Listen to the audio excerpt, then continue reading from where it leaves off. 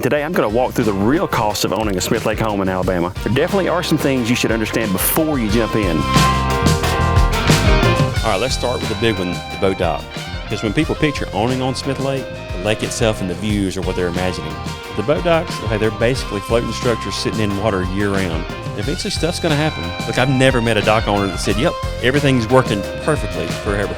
Now, speaking of expensive floating objects, let's talk about boats. Now, here's the thing, you don't have to own a boat on Smith Lake, but eventually, you're probably gonna want one.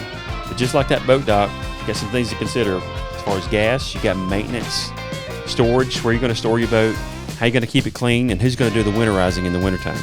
You're gonna spend money on things you didn't even know existed.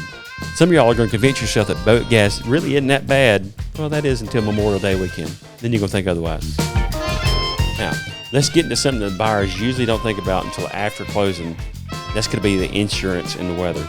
Now, lake homes have different insurance considerations than your average neighborhood house. So things you gotta really consider are your waterfront exposure to your docks, to your decks, to your patios, also storms and the effect that storms can have on these things.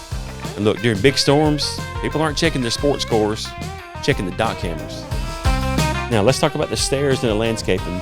The one thing that surprises a lot of people here on the lake is how much terrain matters. Look, the views are incredible, but sometimes you gotta earn that view. Some of these staircases feel like a full CrossFit workout. You're gonna come down to the dock one time and realize, gosh, I should have stretched first. Also dealing with erosion and what the water would do to your banks. Also the maintenance on your landscaping and those steep lots where the landscaping can come really kind of challenging. Let's also not forget in the fall and wintertime, the leaf cleanup. There's a lot of leaves around Smith Lake. Now let's talk about the internet, the utilities, and lake life reality pretty much. This is not downtown Birmingham or Nashville. And honestly, that's part of the appeal. But depending on where you are on Smith Lake, the internet, the cell service, the utilities, and the septic systems can matter way more than buyers realize. But honestly, most people who buy on Smith Lake will tell you the exact same thing. Once you experience this lifestyle, it's really hard to go back. I'm Jacob Sanders with eXp Realty.